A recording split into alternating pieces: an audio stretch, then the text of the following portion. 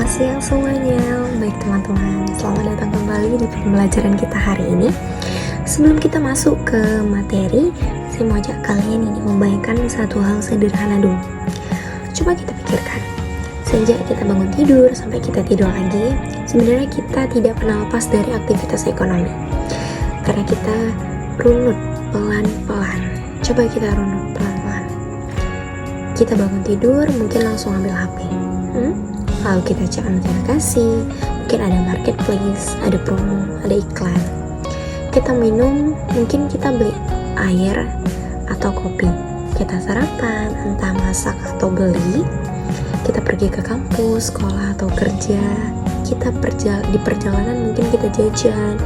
Siang harinya kita makan, gitu. Sore atau malam kita belanja lagi, dan sebelum tidur kadang masih scroll atau check out sesuatu, dan tanpa kita sadari hidup kita itu sebenarnya siklus ekonomi yang terus berjalan. Sekarang saya mau tanya pelan-pelan, pernah tidak kita berhenti sebentar dan bertanya, seperti uang yang aku pakai ini sebenarnya kemana aja sih perginya? Barang yang aku beli ini benar-benar aku butuhkan atau hanya keinginan? Pekerjaan yang aku lakukan saat ini, apakah sudah benar cara dan tujuannya? Karena jujur saja teman-teman, banyak orang hari ini bukan kekurangan uang, tapi tidak sadar kemana uangnya pergi, tidak sadar bagaimana dia menghabiskannya, tidak sadar bagaimana dia mendapatkannya. Dan disinilah menariknya ekonomi Islam. Karena ekonomi syariah itu bukan soal bank syariah, zakat, atau bisnis yang halal. Tapi ekonomi syariah itu cara hidup, cara kita berpikir, dan cara kita mengambil keputusan tiap hari. Jadi, kali ini kita akan membahas hal yang sebenarnya sangat dekat dengan kita, konsumsi, yaitu bagaimana kita menggunakan atau menghabiskan sesuatu, atau produksi, yaitu bagaimana kita menghasilkan sesuatu. Tapi jangan bayangkan ini akan seperti pelajaran ekonomi yang kaku ya.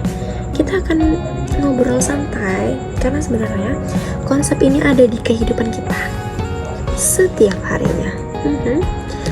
Sekarang saya mau kasih gambaran sederhana. Misalnya kamu punya uang 50.000. Uang itu bisa habis dalam satu hari kalau jajan kopi, beli snack, beli barang yang sebenarnya tidak terlalu penting.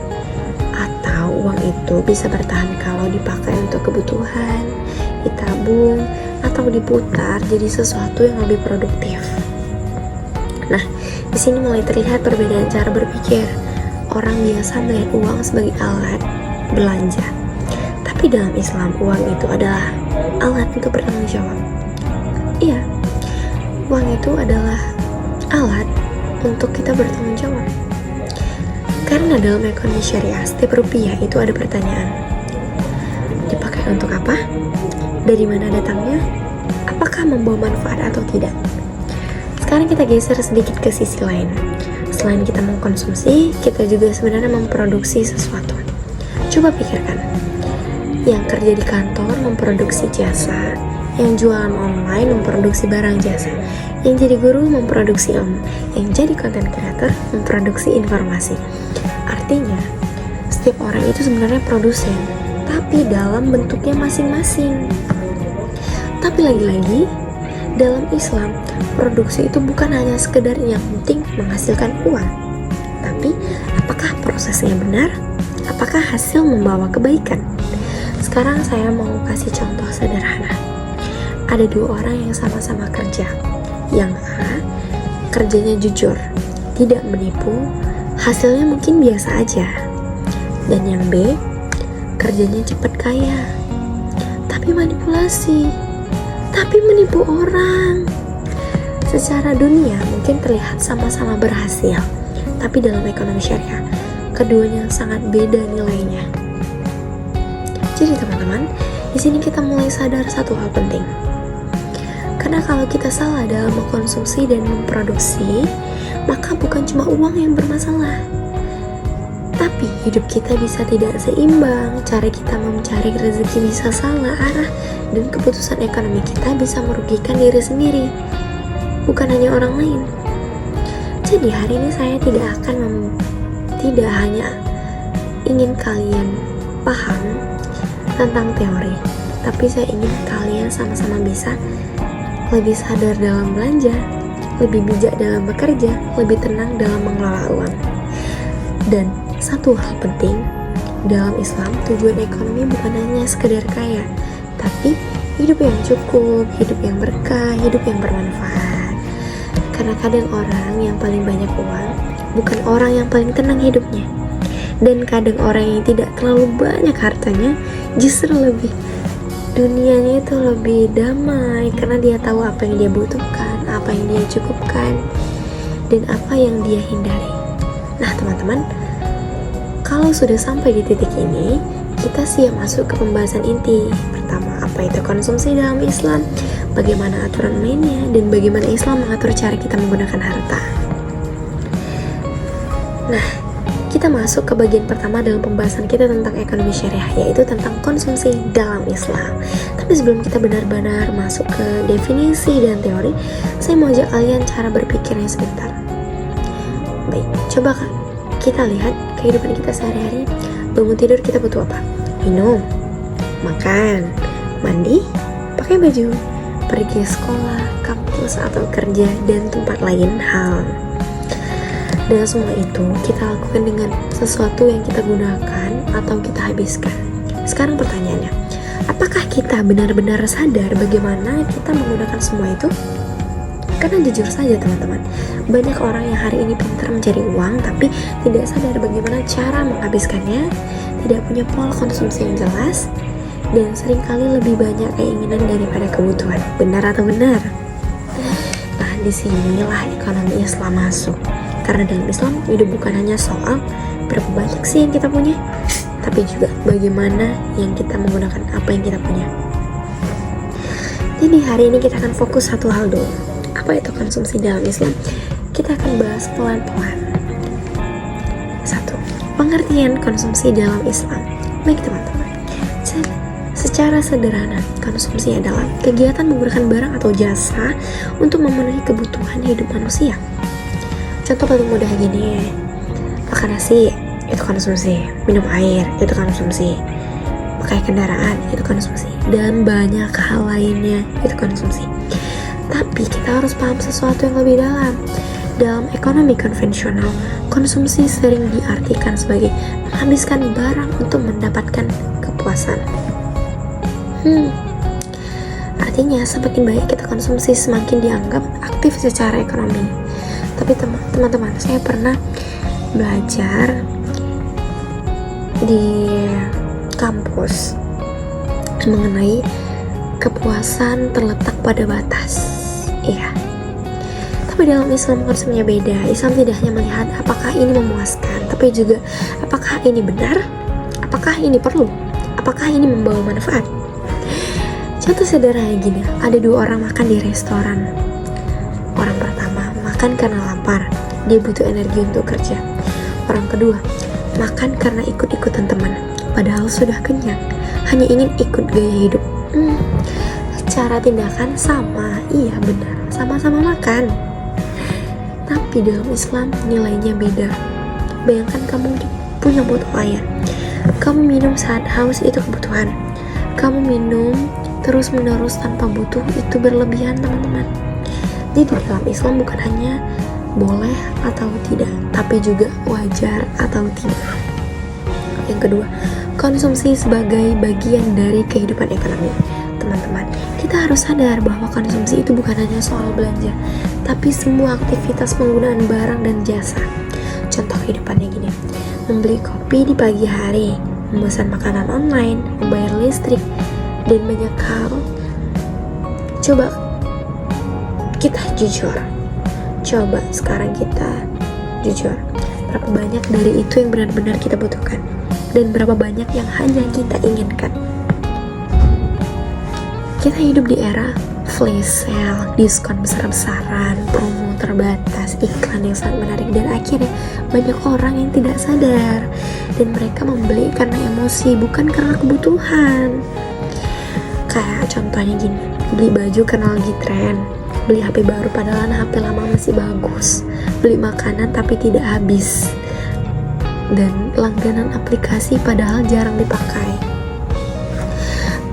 Kalau uang itu seperti air, maka konsumsi yang tidak terkontrol itu seperti ember bocor. Airnya masuk tapi cepat hilang, teman-teman.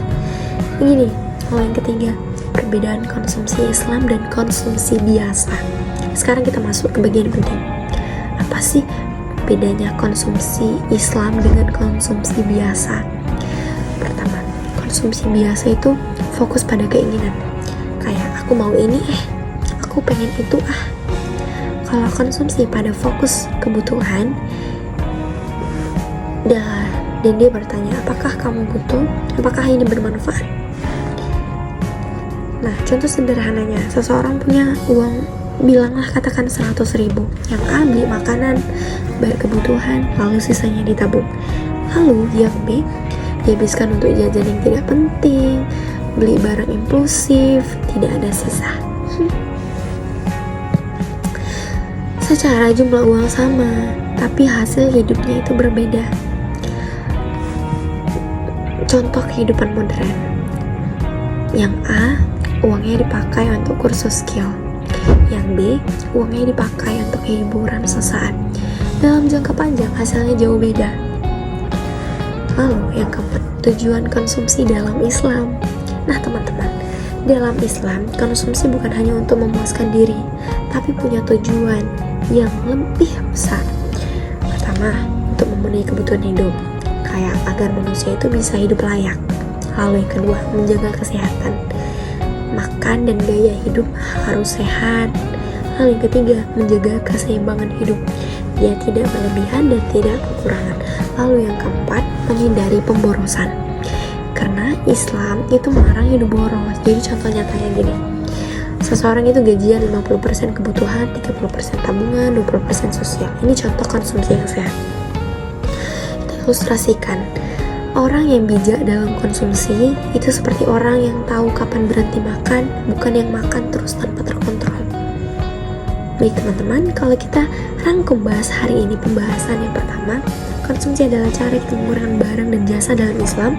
Konsumsi tidak hanya menghabiskan, tapi soal kebutuhan, manfaat, dan keseimbangan. Dan satu hal penting harus kita ingat, tidak semua hal yang kita inginkan itu kita butuhkan. Tidak semua hal yang kita butuhkan itu harus kita lakukan secara berlebihan. Karena dalam ekonomi Islam, hidup bukan hanya soal siapa yang banyak membeli, tapi siapa yang paling bijak menggunakan. Di bagian selanjutnya, kita akan masuk lebih dalam lagi, konsumsi dalam ekonomi syariah secara aturan. Apa yang boleh, apa yang tidak, serta bagaimana Islam mengatur gaya hidup konsumsi yang sehat. Gitu teman-teman. Lalu yang kedua, konsumsi dalam ekonomi syariah. Baik teman-teman, di bagian sebelumnya kita membahas apa itu konsumsi, bagaimana Islam memandang konsumsi secara umum. Sekarang kita naik satu level lebih dalam. Kita akan masuk pertanyaan lebih nyata. Sebenarnya, bagaimana Islam mengatur cara kita belanja, makan, dan menggunakan uang dalam kehidupan sehari-hari. Karena kalau kita jujur ya teman-teman, kita bukan hanya kekurangan teori, tapi sering kita kurang kesadaran saat menggunakan uang. Coba kita lihat di kehidupan sehari-hari. Bangun tidur langsung buka HP, lihat promo makan, check out barang diskon besar-besaran, aduh kerjaan siapa deh. Dan tanpa sadar, gaji belum akhir bulan tapi uang sudah hilang arah. Aduh, pusing deh, pusing. Nah di sini Islam masuk dengan cara yang sangat sederhana, tapi konsumsi harus terarah dan tidak asal-asal ikut keinginan. Di bagian ini kita akan bahas konsumsi halal dan haram, konsumsi yang seimbang, bahaya boros dan gaya hidup konsumtif, contoh nyata di kehidupan modern. Tapi kita bahas santai saja. Pertama, prinsip konsumsi halal dan thayyib. Teman-teman, dalam Islam konsumsi punya dua syarat penting. Pertama halal, dua thayyib, yaitu baik dan bermanfaat. Pertama halal. Halal artinya diperbolehkan dalam syariah. Contoh sederhananya makanan halal, uang hasil kerja halal, baru membeli semuanya halal gitu. Nah teman-teman, gini, Kita membeli ayam geprek di warung, halal. Di kopi di kafe, halal. Jajan online, halal kalau produknya halal. Tapi di sisi lain yang sering dilupakan, kadang barangnya halal, tapi caranya tidak benar. Kayak uang dari hasil penipuan dibelikan makanan halal, tapi itu hasilnya tetap haram karena cara mendapatkan uangnya tidak halal. Kayak uang riba dipakai belanja, uang dari kecurangan dipakai untuk gaya hidup. Secara barang mungkin halal, tapi sumbernya bermasalah. Lalu yang kedua, thayyib, yaitu baik. Thayyib artinya baik, sehat, bermanfaat, dan tidak merusak. Contohnya kayak makan makanan sehat, beli barang yang benar-benar dipakai, melihat kualitas bukan sekedar murah. Ilustrasi sederhananya seperti ini teman-teman. Kayak makanan A enak tapi tidak sehat, makanan B biasa aja tapi sehat. Islam cenderung memilih yang bermanfaat jangka panjang. Lalu yang kedua, konsumsi seimbang. Teman-teman, Islam itu tidak ekstrim, tidak menyuruh kita hidup terlalu hemat sampai sengsara atau terlalu boros sampai habis-habiskan, tapi seimbang. Pertama, tidak boros atau israf. Boros bukan soal kaya atau miskin, tapi soal menghabiskan sesuatu tanpa bermanfaat. Contohnya kayak gini, beli baju padahal sudah banyak, jajan setiap hari tanpa terkontrol, langganan aplikasi tidak terpakai, dan banyak hal lainnya. Kalau uang itu seperti baterai HP, maka boros itu pakai HP terus menerus tapi tidak pernah di-charger dengan benar, akhirnya cepat habis. Lalu yang kedua, tidak pelit. Nah, Islam juga tidak suka orang yang terlalu pelit. Contohnya kayak punya uang tapi tidak mau membantu orang tua, tidak mau sedekah walaupun mampu, terlalu menahan uang sampai tidak bermanfaat. Yang paling ideal adalah cukup untuk diri sendiri, cukup untuk keluarga, cukup untuk sosial. Kayak contoh gaya hidup sehat itu 50% kebutuhan, 30% tabungan, dan 20% sosial. Lalu yang ketiga, gaya hidup konsumtif zaman sekarang. Nah, bagian ini yang paling dekat dengan kita, teman-teman. Sekarang kita hidup di era flash sale, live shopping, diskon besar-besaran, iklan di mana-mana, dan lain hal. Dan jujur saja teman-teman, banyak orang tidak sadar mereka beli bukan karena butuh, tapi karena terpengaruh suasana. Kayak contohnya gini, lihat TikTok langsung beli, lihat influencer pakai barang ikut beli, lihat diskon langsung check out, ikut tren padahal tidak perlu. Jadi fenomena belanja impulsif ini terjadi saat emosi dominan lebih dari logika. Emosi lebih dominan dari logika. Jadi ilustrasinya seperti ini. Kamu masuk marketplace hanya untuk lihat-lihat, tapi keluar dengan 3 barang. Check out tanpa rencana, saldo berkurang. Pesan Islam di sini sederhana, tahan keinginan sebelum jadi kebiasaan, teman-teman. Jadi yang keempat itu dampak konsumsi yang tidak terkontrol. Teman-teman, kalau konsumsi tidak teratur, dampak nyatanya masalah finansial, gaji cepat habis, tidak bisa menabung, sering kekurangan di akhir bulan. Jadi stres, masalah selalu kurang uang. Ini masalah sosial nih pasti, semua pasti kayak gini. Padahal sebenarnya bukan kurang, tapi tidak teratur. Lalu yang ketiga, gaya hidup tidak stabil, ikut-ikutan orang, tidak punya prioritas. Orang yang konsumtif itu seperti air mengalir tanpa wadah, banyak tapi tidak tersimpan. Lalu yang kelima, konsumtif dalam perspektif Islam modern. Teman-teman, Islam itu sangat relevan sampai hari ini. Contohnya gini, belanja online harus sadar kebutuhan, digital payment harus terkontrol, subscription harus benar-benar dipakai, gaya hidup influencer tidak harus diikutin. Nah, pesan pentingnya, tidak semua yang viral harus kita ikutin, tidak semua yang tren harus kita beli. Baik teman-teman, kalau kita simpulkan pembahasan yang kedua, Konsumsi dalam Islam itu bukan hanya sekedar belanja, tapi cara kita mengatur hidup, cara kita mengendalikan keinginan, dan cara kita menjaga keseimbangan. Dan satu hal penting, uang bukan hanya untuk dihabiskan, tapi untuk dikelola dengan bijak. Kalau kita bisa mengatur konsumsi dengan benar, maka hidup akan lebih tenang, stabil, tidak stres finansial, dan lebih berkah. Nah teman-teman, kita akan masuk ke pembahasan masalah sebagai tolak ukur konsumsi, perilaku konsumsi dalam Islam, dan hubungan konsumsi dengan kehidupan nyata lebih dalam. Teman-teman, sekarang kita masuk ke bagian yang paling dekat dengan kehidupan kita sehari-hari. Kalau kita jujur, hampir setiap keputusan kita dalam hidup itu berhubungan dengan konsumsi, mulai dari bangun tidur sampai tidur lagi. Dan menariknya, semua itu bisa bernilai ibadah, tapi juga bisa jadi pemborosan. Tergantung cara kita melakukannya. Konsumsi Islam dan konsumsi biasa. Sekarang kita masuk ke bagian penting. Apa sih bedanya konsumsi Islam dengan konsumsi biasa? Pertama, konsumsi biasa itu fokus pada keinginan. Kayak aku mau ini, aku pengen itu. Kalau konsumsi pada fokus kebutuhan, dan dia bertanya, apakah kamu butuh? Apakah ini bermanfaat? Nah, contoh sederhananya, seseorang punya uang, bilanglah katakan 100.000. Yang A beli makanan, bayar kebutuhan, lalu sisanya ditabung. Lalu yang B dihabiskan untuk jajan yang tidak penting, beli barang impulsif, tidak ada sisa. Secara jumlah uang sama, tapi hasil hidupnya itu berbeda. Contoh kehidupan modern. Yang A, uangnya dipakai untuk kursus skill.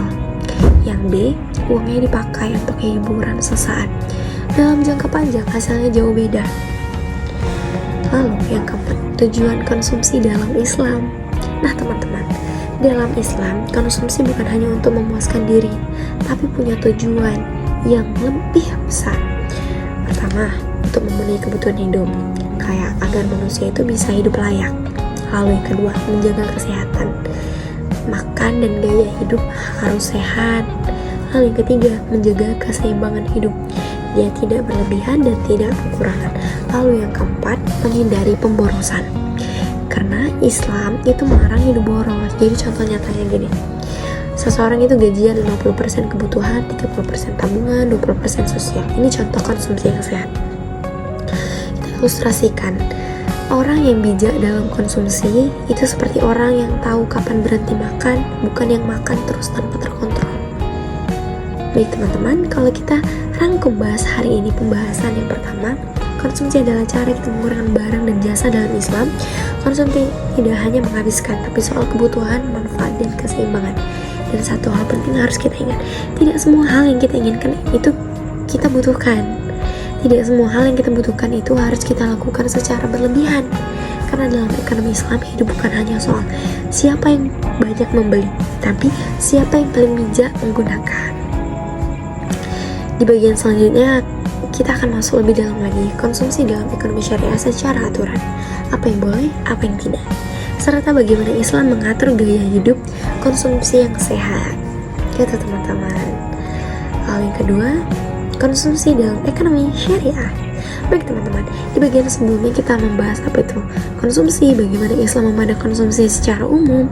Sekarang kita naik satu level lebih dalam. Kita akan masuk pertanyaan lebih nyata.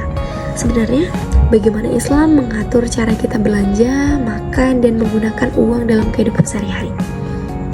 Karena kalau kita jujur ya teman-teman, kita bukan hanya kekurangan teori, tapi sering kita kurang kesadaran saat menggunakan uang. Coba kita lihat di kehidupan sehari-hari. Bangun tidur langsung buka HP, lihat promo makan, check out barang diskon besar-besaran, aduh kerjaan siapa deh. Dan tanpa sadar, gaji belum akhir bulan tapi uang sudah hilang arah. Aduh, pusing deh, pusing. Nah di sini Islam masuk dengan cara yang sangat sederhana, tapi konsumsi harus terarah dan tidak asal-asal ikut keinginan. Di bagian ini kita akan bahas konsumsi halal dan haram, konsumsi yang seimbang, bahaya boros dan gaya hidup konsumtif, contoh nyata di kehidupan modern. Tapi kita bahas santai saja. Pertama, prinsip konsumsi halal dan thayyib. Teman-teman, dalam Islam konsumsi punya dua syarat penting. Pertama halal, dua thayyib, yaitu baik dan bermanfaat. Pertama halal. Halal artinya diperbolehkan dalam syariah. Contoh sederhananya makanan halal, uang hasil kerja halal, baru membeli semuanya halal gitu. Nah teman-teman, gini, kita membeli ayam geprek di warung halal, beli kopi di kafe halal, jajan online halal kalau produknya halal.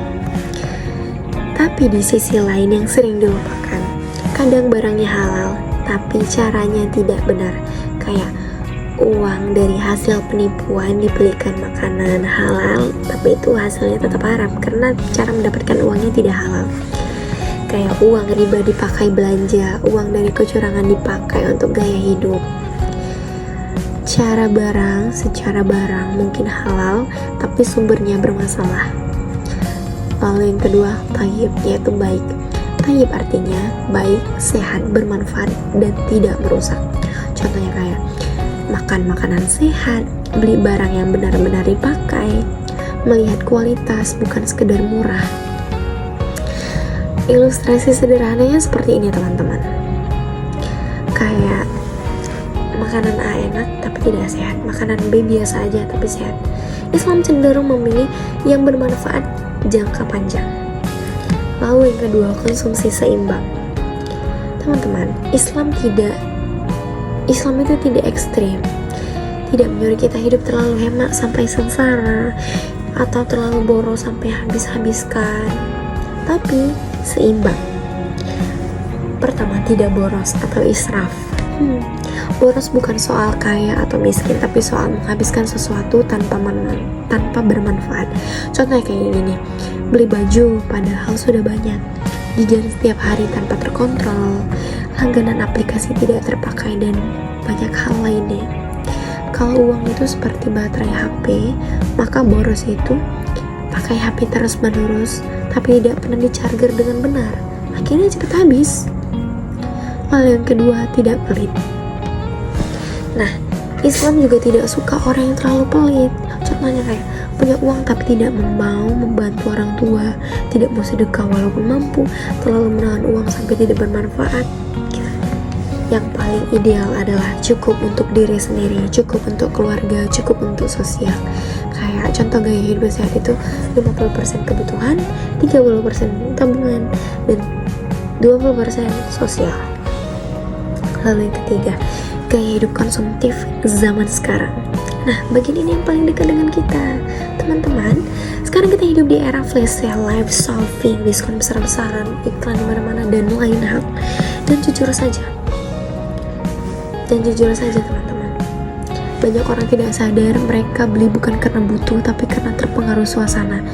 Kayak contohnya gini, lihat TikTok langsung beli, lihat influencer pakai barang ikut beli, lihat diskon langsung check out, ikut tren padahal tidak perlu.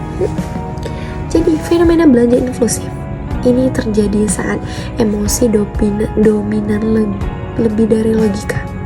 Emosi lebih dominan dari logika. Jadi ilustrasinya seperti ini. Kamu masuk marketplace hanya untuk lihat-lihat, tapi keluar dengan 3 barang.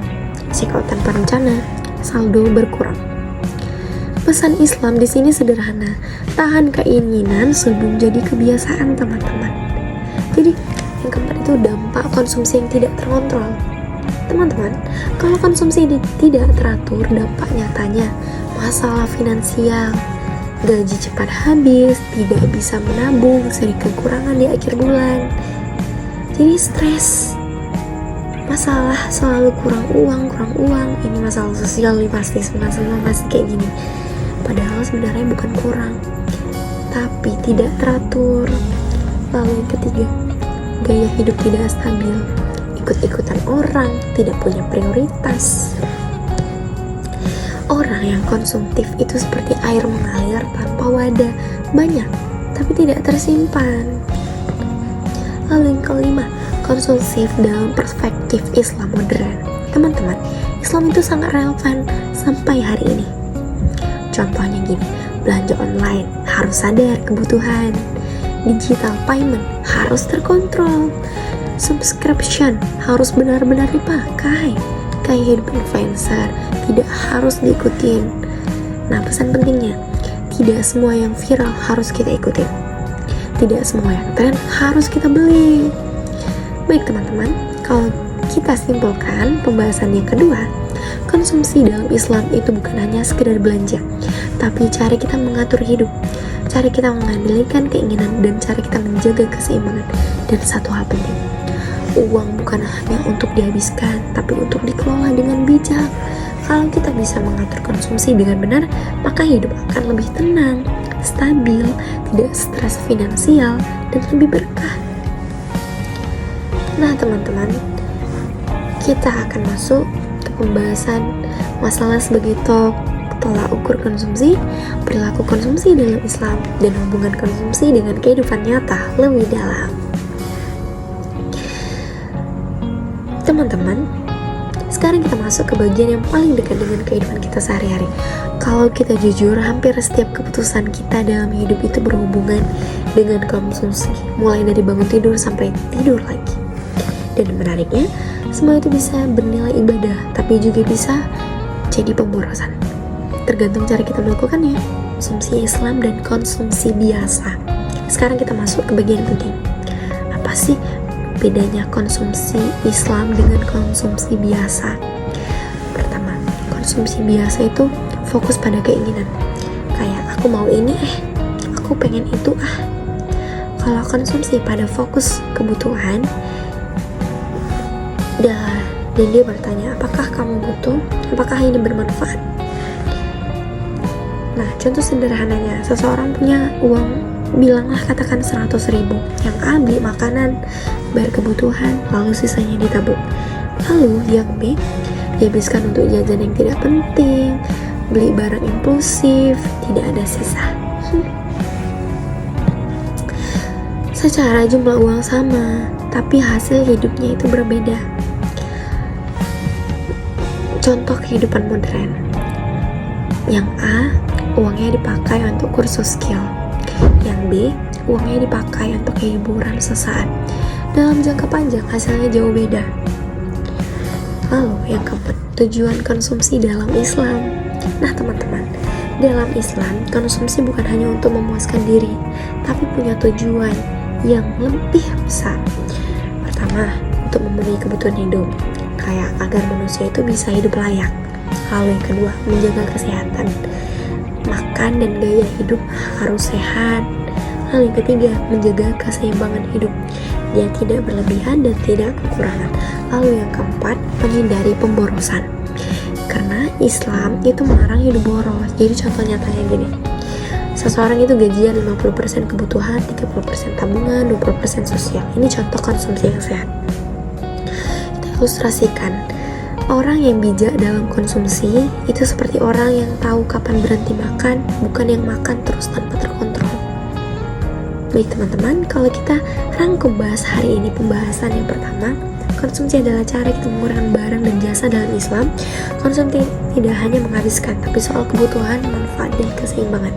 Dan satu hal penting harus kita ingat, tidak semua hal yang kita inginkan itu kita butuhkan. Tidak semua hal yang kita butuhkan itu harus kita lakukan secara berlebihan. Karena dalam ekonomi Islam, hidup bukan hanya soal siapa yang banyak membeli, tapi siapa yang paling bijak menggunakan. Di bagian selanjutnya, kita akan masuk lebih dalam lagi konsumsi dalam ekonomi syariah secara aturan. Apa yang boleh, apa yang tidak. Serta bagaimana Islam mengatur gaya hidup konsumsi yang sehat. Itu teman-teman. Hal yang kedua, konsumsi dalam ekonomi syariah. Baik teman-teman, di bagian sebelumnya kita membahas apa itu konsumsi, bagaimana Islam memandang konsumsi secara umum. Sekarang kita naik satu level lebih dalam. Kita akan masuk pertanyaan lebih nyata. Sebenarnya, bagaimana Islam mengatur cara kita belanja, makan, dan menggunakan uang dalam kehidupan sehari-hari?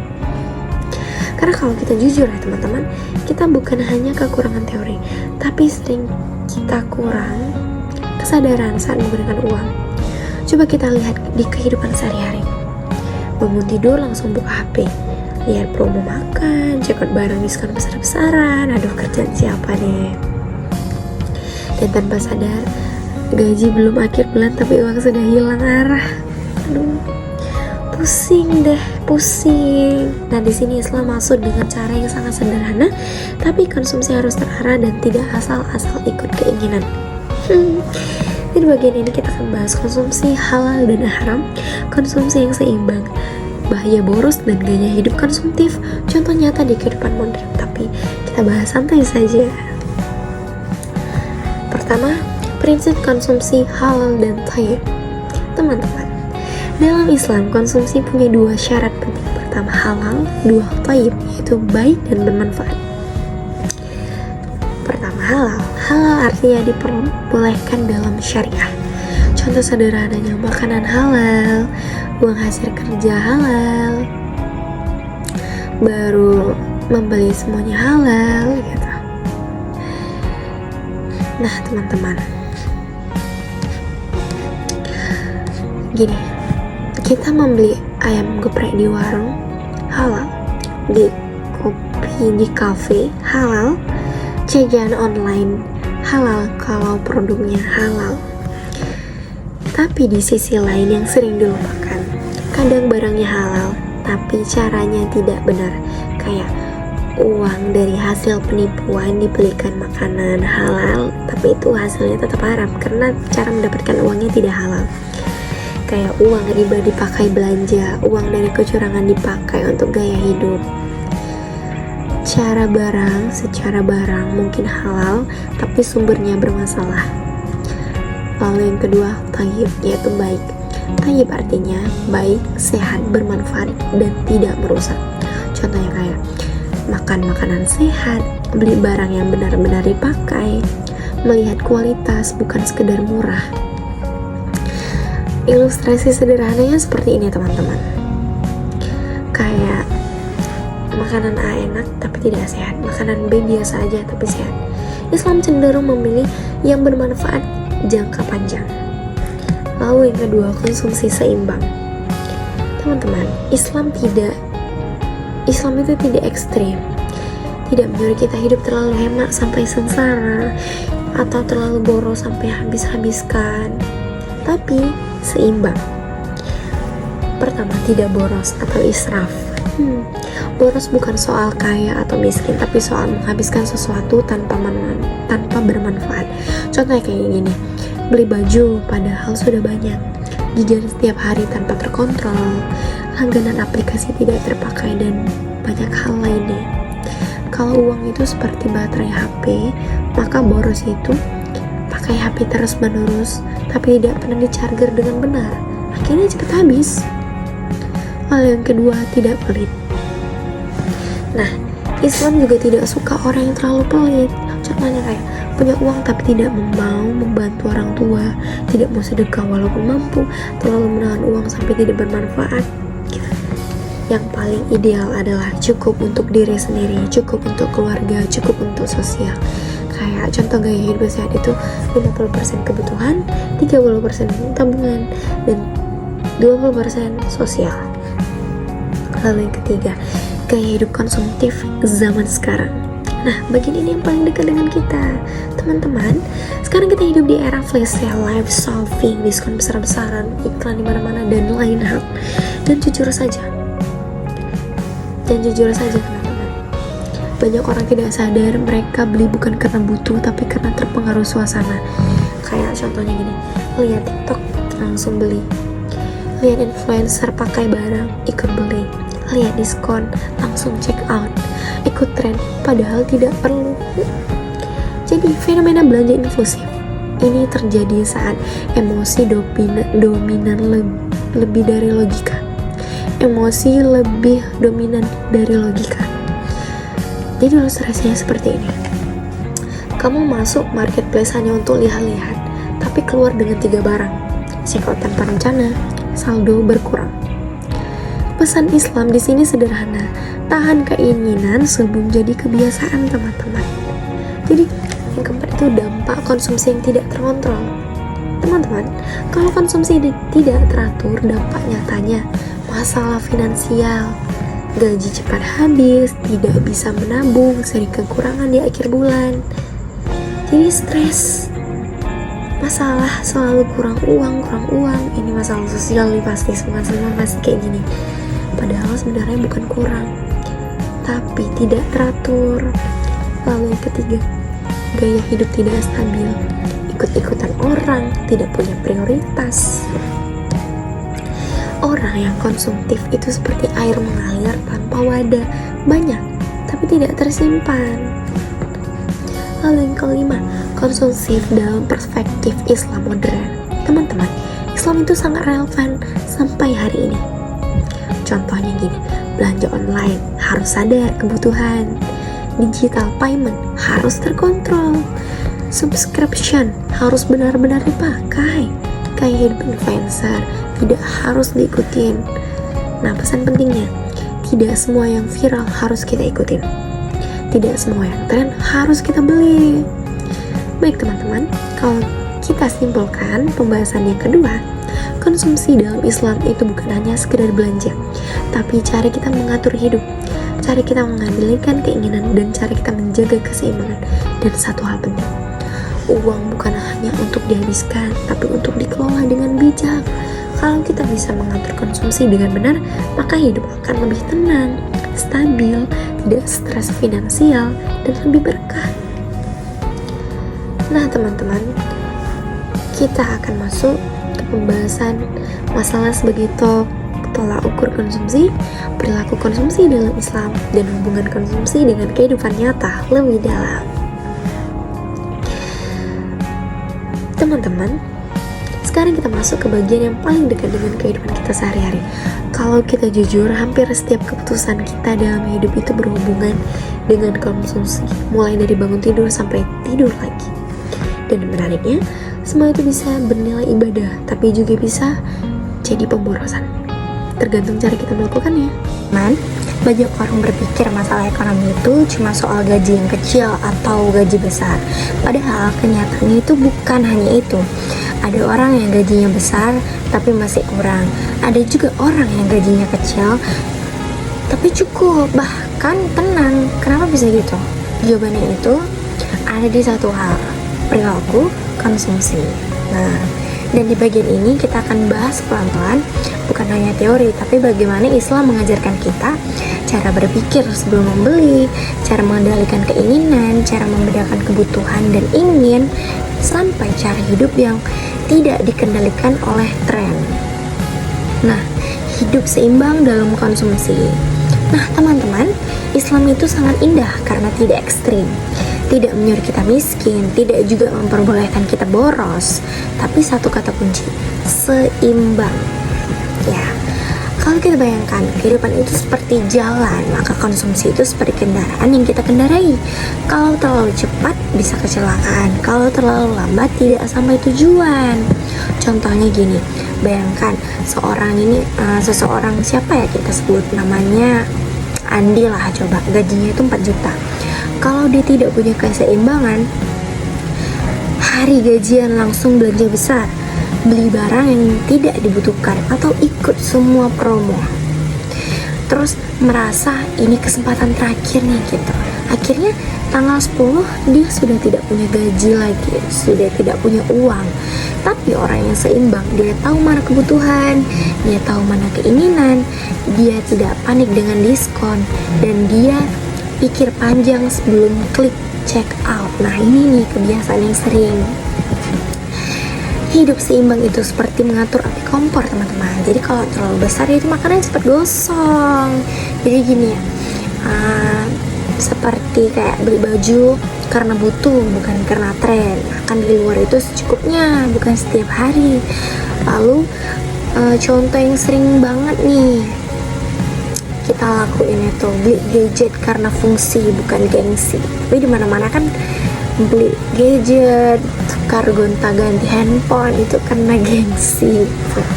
Lalu yang kedua itu tidak ikut-ikutan gaya hidup.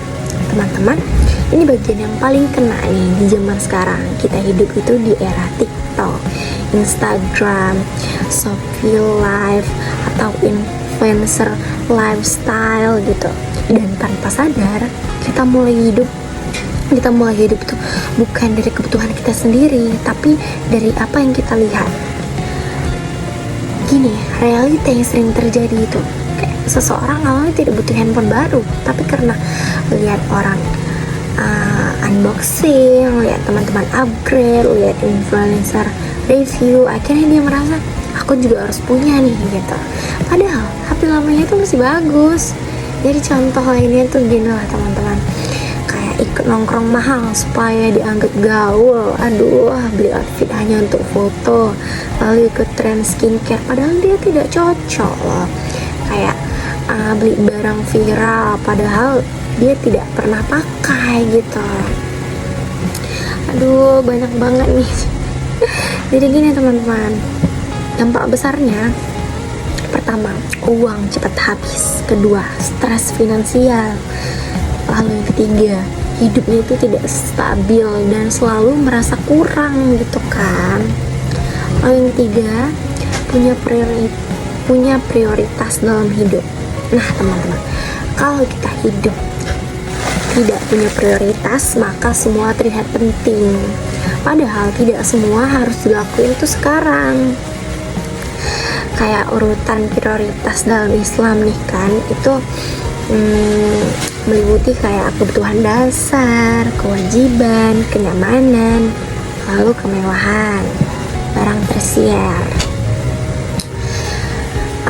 Bayangkan seseorang nih punya uang terbatas kan, dia dihadapkan pada pilihan kayak bayar listrik, beli sepatu, ikut event nongkrong. Kalau tidak punya prioritas, dia akan bingung nih. Tapi kalau paham Islam, dia tahu mana yang harus diduluankan. Prioritas itu seperti menyusun batu, kalau salah urutan ya roboh teman-teman. Lalu kita masuk ke bagian 5, produksi dalam Islam syariah. Dalam ekonomi syariah. Teman-teman, sekarang kita masuk ke sisi lain dari ekonomi. Kalau tadi kita bicara tentang menggunakan uang, sekarang kita bicara tentang bagaimana uang itu tercipta. Karena dalam hidup kita tidak hanya konsumen, tapi kita produsen, kita pencipta nilai. Pertama, pengertian produksi. Nah, ini teman-teman, produksi itu bukan hanya sekedar membuat barang, tapi segala aktivitas yang menghasilkan manfaat bagi manusia. Contohnya kayak gini, petani menghasilkan makanan, nelayan menghasilkan ikan, guru menghasilkan ilmu, desainer menghasilkan karya, dan banyak hal lainnya. Lalu yang kedua, produksi dalam Islam. Nah teman-teman, dalam Islam produksi bukan hanya soal untung, tapi soal apakah ini bermanfaat, apakah ini halal gitu. Jadi contohnya kayak gini, usaha makanan halal dan bersih, bisnis jujur tanpa manipulasi, lalu jasa pendidikan yang benar, lalu produk yang tidak merugikan orang lain. Yang tidak diperbolehkan itu kayak menipu kualitas, mengurangi timbangan, memalsukan produk, dan banyak hal lainnya gitu. Jadi kayak ada ilustrasinya ini, dua pedagang A, kita katakanlah dia jujur, pelanggannya sedikit tapi berkah. Lalu yang pedagang B ini curang, dia cepat kaya tapi nggak tenang hidupnya, kayak gitulah ibaratkan. Lalu yang ketiga, nilai produksi dalam Islam. Nah, produksi dalam Islam punya nilai besar teman-teman, kayak kejujuran, tanggung jawab, kualitas, dan manfaat. Contohnya kayak makanan sehat gitu, jasa yang benar, produk yang tidak merugikan pihak lain. Lalu kita masuk ke bagian 6, tujuan dan motivasi produksi dalam Islam. Teman-teman, Sekarang kita masuk ke bagian yang sangat penting dalam memahami ekonomi syariah. Kenapa sebenarnya kita bisa bekerja? Kenapa sebenarnya kita bekerja? Kenapa kita berproduksi? Lalu apa tujuan dibalik semua aktivitas ekonomi kita? Nah, kalau kita lihat dari kehidupan kita sehari-hari, banyak orang bekerja dengan berbagai alasan. Kayak ada yang bekerja karena butuh uang, ada yang bekerja karena ingin sukses, ada bekerja karena ingin membahagiakan keluarga. Semua itu sangat wajar. Tapi dalam Islam, motivasi produksi tidak hanya berhenti di situ. Kenapa? Karena ada makna yang lebih dalam, lebih luas, dan lebih bermakna. Karena dalam Islam, bekerja bukan hanya soal berapa banyak uang yang didapat, apa nilai dari pekerjaan itu, dan banyak hal. Nah, sekarang kita akan bahas pelan-pelan. Pertama, mencari rezeki yang halal. Mencari rezeki yang halal. Teman-teman, tujuan utama dalam produksi menurut Islam itu mencari rezeki yang halal. Artinya bukan hanya cari uang, tapi cara mendapatkan uang itu harus benar. Kayak contoh sederhananya, ada dua orang yang bekerja. Nah, orang A ini bekerja sebagai pedagang jujur, yang B bekerja tapi curang dalam jual beli. Secara hasil mungkin sama-sama dapat uang, tapi dalam Islam itu nilainya beda. Nah, kenapa ini penting? Karena dalam Islam rezeki bukan hanya soal jumlah, tapi juga soal keberkahan. Lalu yang kedua, memberi manfaat kepada orang lain. Teman-teman, dalam Islam bekerja tidak hanya untuk diri sendiri, tapi juga untuk orang lain. Karena setiap produksi atau pekerjaan harus punya nilai manfaat. Contohnya kayak guru tadi yang memberikan ilmu, petani yang menyediakan makanan, dan banyak hal yang udah kita bahas tadi. Lalu contohnya yang mungkin ada di lingkungan kita, kayak seseorang yang membuka warung makan, dia bukan hanya cari untung, tapi juga dia membantu orang yang lapar, menyediakan makan siap saji, menyediakan orang yang tidak sempat masak. Gitu teman-teman. Lalu kita masuk yang ketiga, mandiri dan tidak bergantung pada orang lain. Islam sangat menghargai orang yang mandiri, artinya tidak selalu bergantung pada orang lain dalam hidupnya. Contohnya kayak gini, seseorang membuka usaha kecil, lalu seseorang bekerja untuk menghidupi keluarganya, seseorang belajar skill untuk menghasilkan uang, dan banyak hal.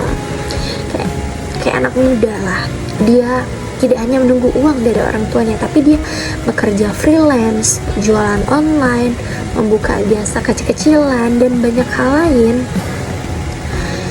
Kenapa penting? Ya karena dalam Islam orang yang mandiri itu lebih kuat, lebih bertanggung jawab, dan lebih dihargain. Oke, kita masuk ke bagian 4. Mendapatkan keberkahan bukan sekedar keuntungan. Ini yang sering dilupakan. Iya, ini yang sering dilupakan. Karena banyak orang hanya fokus ke untung besar, tapi dia lupa apakah ada keberkahan atau tidak. Tapi sebelum itu kita akan bahas apa itu berkah. Berkah itu artinya sedikit tapi cukup, sedikit tapi membawa ketenangan, sedikit tapi bermanfaat. Contohnya kayak pedagang tadi yang A itu untung besar tapi stres, konflik, dan tidak tenang dia. Lalu yang B untungnya sederhana tapi hidupnya tenang dan cukup. Karena dalam Islam lebih penting adalah keberkahan. Jadi keberkahan itu seperti air sedikit tapi menyegarkan seluruh tubuh. Lalu kita masuk yang kelima, menjaga tanggung jawab sosial. Nah teman-teman, dalam Islam setiap aktivitas ekonomi itu punya dampak sosial, yang artinya apakah yang kita lakukan tidak hanya berdampak pada diri sendiri. Contohnya kayak gini, harga barang itu harus wajar, tidak boleh menimbun barang, tidak boleh merugikan masyarakat, dan harus membantu ekonomi sekitar. Lalu yang keenam, menjalankan perintah Allah. Karena motivasi terbesar dalam Islam bukanlah dunia, tapi menjalankan perintah Allah. Contohnya kayak bekerja dengan jujur, tidak memanipulasi, membantu orang lain, dan banyak hal teman-teman kalau kalian pahami. Kenapa penting? Karena dalam Islam bukan hanya bekerja, bukan hanya urusan dunia, tapi juga ibadah. Iya, karena baik teman-teman, kalau kita rangkum semuanya, tujuan dan motivasi produksi dalam Islam itu mencari rezeki yang halal, memberi manfaat, menjadi mandiri, mendapatkan keberkahan, menjaga tanggung jawab sosial, menjalankan perintah Allah. Dan kalau kita lihat lebih dalam, Islam tidak hanya mengajarkan cara bekerja, tapi juga kenapa kita harus bekerja? Karena pada akhirnya bekerja dalam Islam bukan hanya soal dunia, tapi juga soal nilai hidup, keberkahan, dan tanggung jawab di akhirat. Teman-teman, kalau konsep ini benar-benar kita pahami dan diterapkan, maka bekerja tidak lagi terasa beban, tapi lebih akan terasa lebih bermakna, lebih tenang, dan lebih terarah. Lalu kita masuk bagian 7. Nah, di sini kita akan membahas prinsip produksi dalam ekonomi syariah. Kalau di bagian sebelumnya kita sudah membahas apa itu produksi, tujuan produksi, motivasi seseorang dalam bekerja dan berusaha, maka sekarang kita naik ke satu pertanyaan yang lebih penting. Kalau kita mau berproduksi atau bekerja dalam Islam, sebenarnya harus pakai aturan apa sih? Nah, karena teman-teman, dalam Islam bukan hanya penting untuk bekerja, tapi juga bagaimana cara bekerja, cara menghasilkan uang, dan dari mana sumbernya. Apakah itu membawa kebaikan atau tidak? Jadi, di bagian ini kita akan membahas prinsip-prinsip produksi dalam ekonomi syariah. Nah, yang pertama, prinsip halal dalam produksi. Karena prinsip paling dasar dalam produksi Islam itu harus halal, bukan hanya hasilnya, tapi juga ya kayak kita bahas tadi, mendapatkannya, prosesnya, bahan dan sumbernya. Nah teman-teman, lalu yang kedua, prinsip amanah dalam produksi. Amanah itu artinya jujur, bertanggung jawab, dan tidak curang. Dalam produksi, amanah itu sangat penting. Kenapa? Karena setiap produk atau jasa yang kita hasilkan akan dipakai orang lain. Bayangkan, seseorang jual HP bekas. Kalau dia amanah, dia akan bilang kondisi HP aslinya. Kalau pernah rusak atau kalau baterainya sudah lemah. Kalau tidak amanah, semuanya disembunyiin, ditutup-tutupin, hanya ditampilkan kelebihannya gitu. Lalu yang ketiga, prinsip adil dalam produksi. Islam sangat menekankan keadilan dalam semua aspek ekonomi termasuk produksi. Apa itu adil? Adil itu setiap pihak mendapatkan haknya tanpa dirugikan. Contohnya kayak gini, dalam sebuah usaha, pekerja harus dibayar sesuai kerjanya, pelanggan harus mendapatkan barang sesuai harga, pemilik usaha juga mendapatkan keuntungan yang wajar gitu. Contohnya dalam kehidupan sehari-hari nih, misalnya katakanlah seseorang punya usaha laundry. Kalau adil, pakaian dicuci sesuai standar, tidak asal bersih, dan tidak mengurangi kualitas demi cepat. Lalu yang keempat, tidak merusak. Prinsip tidak merusak. Teman-teman, dalam Islam, produksi tidak boleh merugikan. Lalu yang kelima, prinsip bermanfaat. Nah, setiap produksi dalam Islam harus membawa manfaat, bukan hanya keuntungan pribadi. Gitu, kayak produksi bermanfaat itu seperti apa ya? Pohon yang berbuah bukan hanya pohon yang tinggi. Jadi dia memberikan manfaat. Lalu yang keenam itu prinsip kualitas. Islam juga mengajarkan bahwa produksi harus berkualitas, tidak boleh asal jadi. Kayak makanan itu harus layak konsumsi, barang juga harus sesuai deskripsi, dan jasa harus sesuai janji gitu kalau di bidang jasa. Lalu kalau kita rangkum semua prinsip-prinsip produksi dalam Islam itu harus halal, amanah, adil, tidak merusak, harus bermanfaat, dan harus berkualitas. Dan kalau kita lihat lebih dalam, semua prinsip ini sebenarnya mengarah ke satu hal. Apa? Menciptakan kehidupan ekonomi yang sehat dan berkah. Karena dalam Islam tujuan produksi bukan hanya mencari uang sebanyak-banyaknya, tapi mencari rezeki yang halal, memberi manfaat, menjaga keadilan, dan banyak halnya teman-teman. Kalau prinsip ini benar-benar diterapkan dalam kehidupan sehari-hari, maka bukan hanya individu yang akan berubah, tapi keluarga lebih stabil, bisnis akan lebih jujur, masyarakat akan lebih adil, ekonomi juga akan lebih sehat. Dan akhirnya kita sadar, ekonomi syariah bukan hanya sekedar teori, tapi cara hidup yang membawa ketenangan. Teman-teman, kita akan masuk ke bagian yang sangat penting. Kenapa sebenarnya kita bekerja? Kenapa kita berproduksi? Dan apa tujuan dibalik semua aktivitas ekonomi kita?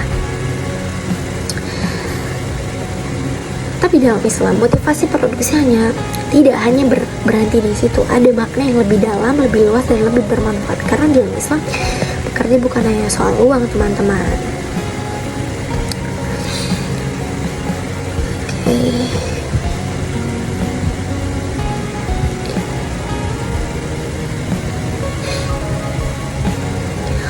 Selesai sudah pembahasan kita hari ini.